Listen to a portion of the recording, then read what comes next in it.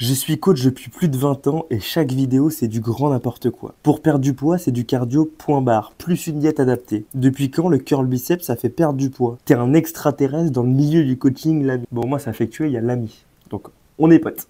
Bon, si t'avais pas remarqué, en fait il fait référence à une vidéo que j'ai sortie sur Insta, je te la mets juste ici.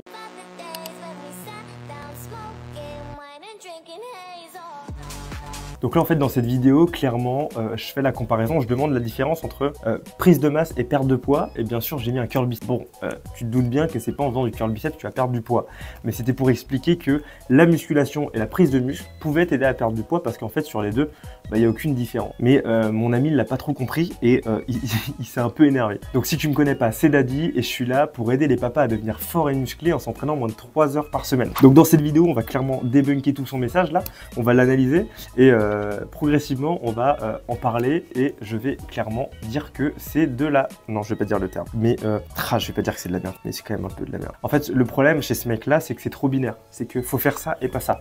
Bon quand tu sors ça sur les réseaux ça peut être drôle parce que du coup ça fait un peu de vues etc, mais ça on connaît les méthodes.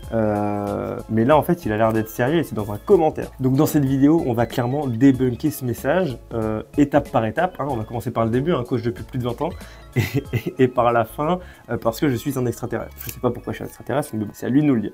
Donc pour ça, je suis pas venu les mains vides, je suis venu avec la Bible, la nouvelle Bible de la préparation physique, écrite par Didier Reyes et Pascal Prévost, qui sont clairement des pointures dans ce milieu-là, hein. C'est des mecs qui pèsent, donc pour les contredire, il va falloir y aller, et c'est pas moi, petit coach, qui pourra le faire. Spoiler alerte, je n'ai pas de doctorat en sciences du sport, je ne suis pas apte normalement à faire le bilan d'une étude scientifique, mais par contre j'ai appris à lire quand j'étais petit et la lecture est accessible à tout le monde, donc voilà.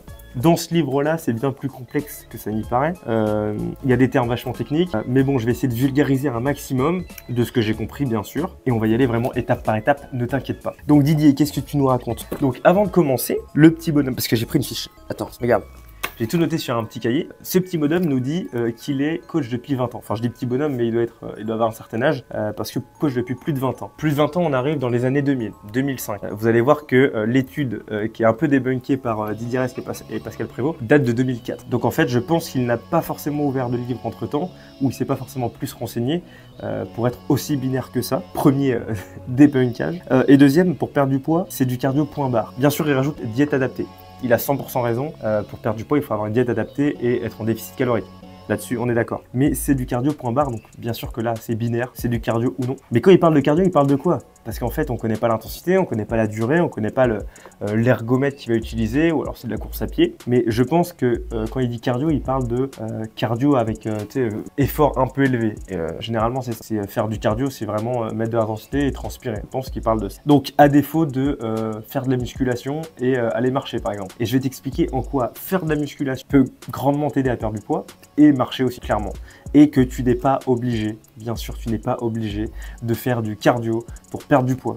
C'est faux, faut arrêter ces bêtises, c'est faux. C'est une aide, mais c'est faux. Donc on commence par quoi? Par les études de 2004. Donc là, clairement, ils nous disent quoi? Le taux d'oxydation des lipides le plus élevé est situé à 64 de ta VO2 max, 64% de ta VO2 max. Donc là, clairement, ça veut dire quoi? Parce que j'ai dit qu'on allait vulgariser, hein. On ne peut pas commencer à dire taux d'oxydation des lipides. Donc en gros, là où tu brûles le plus de calories, c'est à quelle intensité?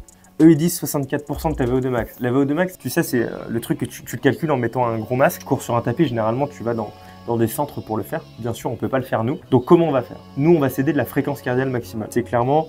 Donc là, sur 64 de VO2 max, on est à 74 de FC max. La fréquence cardiaque maximale, c'est quoi? Putain, ça arrête. C'est déjà compliqué. Donc, la fréquence cardiaque maximale, c'est clairement à quel niveau de battement par minute tu peux arriver sans avoir de problème de santé, donc sans clamser. Pour le calculer, c'est simple, c'est 220 moins ton âge. Donc en fait, moi, j'ai 27 ans, donc ma fréquence maximale théorique, c'est 193 battements par minute. J'ai déjà dépassé les 193, donc ça dépend vraiment des gens. C'est théorique, tu peux aller un peu plus haut. Mais généralement, quand tu es à 193, je peux te dire que tu souffres bien, quoi. Donc là, ils nous disent qu'il faut être à 74% de ta FC max pour avoir le meilleur taux d'oxydation des lipides, donc pour brûler un max de graisse. Ça représente chez moi 140 battements par minute. Je sais pas si vous avez déjà couru en regardant votre battement par minute. Généralement, vous l'avez sur votre mode connecté, sur votre montre connectée, ou alors sur les ergomètres. Vous savez, les vélos, les tapis, etc. Il y a des poignées. Vous mettez vos deux mains et vous allez voir que vous avez votre battement par minute. Donc pour mon cas, bien sûr, calcul avec le tien, hein, 74% de ta fréquence maximale, il faudrait que je sois à 140 battements par minute, ce qui est quand même important. Ça veut dire que courir à 140 battements par minute, ou faire du vélo à 140 battements par minute, pour l'avoir déjà fait, tenir 30 minutes, voire 1 heure, ça commence à être vraiment chaud parce que tu peux pas trop parler en fait, tu as du mal à ventiler. Donc déjà c'est élevé. Donc apparemment ce serait le meilleur. Mais c'est débunké parce qu'ils disent que c'est pas vraiment ce qui se passe et ils vont aller plus loin parce qu'ils vont déduire qu'il y a un équilibre à trouver. Je lis. Ainsi on déduira que s'activer 10 minutes à 11,5 km/h est équivalent à 34 minutes à 3,4 km. Donc en fait je te mettrai le tableau juste ici. Tu vois bien que les dépenses caloriques à la minute sont les mêmes. Donc si tu cours plus vite, moins longtemps ou moins vite, plus longtemps, bah en fait ça revient au même. Donc en fait on pourrait s'arrêter là. Merci Didier et Pascal, parce qu'on pourrait s'arrêter là en disant que bah non, il ne faut pas juste faire du cardio avec de l'intensité pour perdre du poids. Tu peux être avec une intensité plus faible, mais le faire plus longtemps et en fait tu vas perdre le même nombre de calories à la minute. Si on reste là-dessus, bah, tu peux aller marcher au lieu d'aller courir, tout simplement. Et au-delà de ça, petit aparté, je vais te mettre un tableau à l'écran qui explique le nombre de kilocalories dépensées en fonction de l'activité physique. Bien sûr, tout est individualisé hein, en fonction de ton niveau, ton métabolisme, ta densité musculaire, ta composition corporelle, etc. Mais globalement, tu vois que sur 1 heure de course à 15 km/h pour une personne de 70 kg, on parle des hommes, tu peux perdre jusqu'à 1000 calories ou 1100 calories, ce qui représente sur 30 minutes 500 calories. Donc il faudrait courir 15 km/h pendant 30 minutes pour perdre 500 calories en théorie. 500 calories, c'est 2 barres protéinées. Est-ce que ça vaut le coup de courir 15 km/h pendant 30 minutes, ce qui est quand même pas mal, hein, tout le monde le fait pas, pour perdre 500 calories? Alors, sans oublier le facteur nerveux, le facteur osseux et musculaire, des problèmes d'articulation qu'on peut avoir hein, lors de la course, surtout si on n'a pas l'habitude de le faire. Moi, je pense qu'il faut juste que tu évites de manger tes barres protéinées. Donc voilà, là, clairement, les deux facteurs que j'ai donnés, hein, les deux explications que j'ai apportées, entre l'équivalence de mettre moins d'intensité mais le faire plus longtemps est équivalent du coup à mettre plus d'intensité et le faire moins longtemps. Donc clairement, on peut aller marcher au lieu de courir. Et les problèmes nerveux et clairement, tu brûles très peu de calories en mettant beaucoup d'intensité quand tu vas courir. Parce que courir 15 km/h, c'est quand même pas mal et tout le monde ne le fait pas. Donc imagine, tu es en surpoids ou tu es obèse, bah, tu peux pas courir autant. Si tu veux en savoir plus justement sur les méthodes que je peux mettre en place, la marche, l'explication du métabolisme, les calculs, les différents calculs que tu peux avoir dans l'alimentation, j'ai créé une formation qui est 100% gratuite que tu retrouves en description. Et si tu n'as pas envie de te prendre la tête avec tout ça et que tu veux en parler de vive voix et que tu veux individualiser ta situation, eh ben, je t'offre un appel de coaching de 30 minutes. Donc bien sûr, c'est 100% gratuit. On va discuter, je vais répondre à toutes tes questions et t'apporter un maximum de valeur. Donc tout ça, c'est en description, je te laisse aller checker. Donc voilà, on reprend notre petit cahier parce que au-delà de ce que je viens d'expliquer, et j'ai clairement débunké son message, hein, il suffit pas de faire du cardio à haute intensité, tu peux aller le faire à faible intensité un peu plus longtemps. Dans tous les cas, tu vas perdre du poids et encore mieux, perdre du gras. Donc là, on va aller plus loin, je vais t'expliquer pourquoi en fait il est important de faire de la musculation, parce qu'on en revient même. La vidéo que j'ai montrée, c'était pas pour rien, c'était pas pour dire fais du curl biceps, tu vas voir, tu vas perdre du poids. Non, fais de la musculation et tu vas perdre du poids. Ça, c'est super important.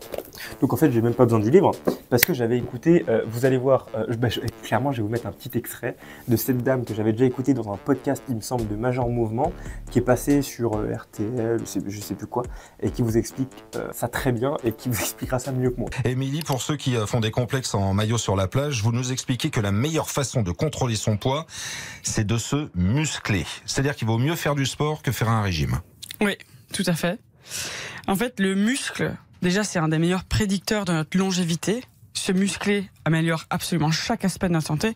Mais surtout, le muscle, c'est un organe qui est extrêmement énergivore. Il brûle beaucoup de calories, et ça même au repos. Donc, si je m'allonge sur cette table et que je ne fais rien, plus je suis musclé, plus je brûle des calories sans rien faire. Donc, se muscler tout au long de la vie permet de mieux contrôler son poids. Si je suis plus musclé, je peux manger plus, sans prendre de poids. Si mon muscle fond, ce qu'on observe au cours de la vie, eh bien, je vais avoir besoin de manger de moins en moins, alors que mon appétit n'est pas changé, pour contrôler mon poids et surtout mon gras. Donc comme tu as pu le voir, en fait, un muscle, plus il est gros, plus il consomme de l'énergie. Donc forcément, même si tu es en surpoids, tu es obèse, ou alors tu as un peu de masse grasse, le fait d'être plus musclé va booster ton métabolisme et du coup, tu vas perdre plus de calories dans la journée, même sans rien faire. Donc c'est ça qui est super important dans la pratique de la musculation. J'ai une dernière chose à vous dire avant de partir. parce que c'est vraiment super important. Une autre explication, une autre phrase très intéressante qui est dans ce livre. Une fois l'exercice terminé, le corps utilise les graisses qui ont été relâchées dans le sang pour refaire les stocks d'énergie. C'est bien pour cette raison qu'il ne faut pas manger après l'effort lorsque la perte de poids est l'objectif recherché. Attendre 1 à 2 heures est une bonne idée. Voilà ce que je voulais ajouter parce que c'est super important. Également, tu peux foirer ta perte de poids juste à cause de ça. Si tu fais de la musculation, tu fais un effort physique quelconque, que tu mettes de l'intensité ou non, hein, on l'a bien vu juste avant, je te déconseille de manger direct après. Bien sûr, t'es crevé, t'es cuit, t'as fait un gros effort, tu manges, il n'y a aucun problème. Mais si tu peux juste boire de l'eau, parce que si tu as juste faim, en fait, bois de l'eau et tu vas voir que ça va être beaucoup plus intéressant pour ta perte de poids. Parce que comme tu as vu, en fait, ton organisme, il fonctionne encore, il tourne encore. Il a besoin de se régénérer, il a besoin d'utiliser ses stocks, etc. Enfin, de restocker du coup, pour avoir plus d'énergie. Et c'est là où on va puiser justement dans les graisses. Donc c'est intéressant de ne pas manger au moins 1 heure après l'entraînement. Je te conseille de mettre ça en place et tu verras que ça va fonctionner. Donc je reprends ce que notre ami nous a dit. Je suis coach depuis plus de 20 ans et ces vidéos, c'est du grand n'importe quoi. Je te laisse aller checker mon Instagram, tu me diras si c'est du grand n'importe quoi. On a bien vu qu'en fait, il est coach depuis le moment où les études ont été débunkées, tout simplement, et qu'il a certainement pas regardé les études qui sont venues. Bah, il a le choix, il a le droit. Pour prendre du poids, c'est du cardio point barre, plus une diète adaptée. Il a raison sur la diète adaptée, faites attention. Mais le cardio, c'est libre à chacun. Tu peux le faire ou non. Mais pour les personnes qui sont en surpoids ou en obésité, bah, en fait, c'est peut-être trop traumatisant pour certaines articulations. Alors qu'on peut faire autrement.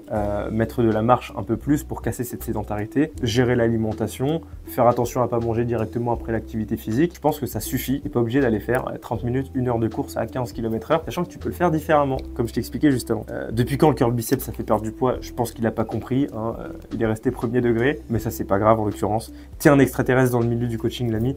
On va dire que c'était gentil parce qu'il n'y a pas d'insulte, donc on lui en veut pas. Il a certainement plein de choses à m'apprendre, mais je pense qu'en faisant cette vidéo, et s'il la regarde, il va aussi, lui, apprendre plein de choses. Donc, je lui conseille d'acheter la nouvelle Bible de la préparation physique de Didier Reiss et Pascal Prévost qui est super intéressant. Il y a plein de choses, la perte de poids, la prise de muscle, et après c'est aussi de la préparation physique. Hein. Moi c'est moins mon dada, mais au moins pour ces deux choses-là, c'est super intéressant. Comme je l'ai dit juste avant, si tu as envie d'aller plus loin dans toutes ces recherches, les méthodes que je peux mettre en place, notamment avec la marche, si tu veux connaître un peu ton métabolisme, en savoir un peu plus sur tout ça, je te laisse regarder en description, j'ai créé une formation gratuite.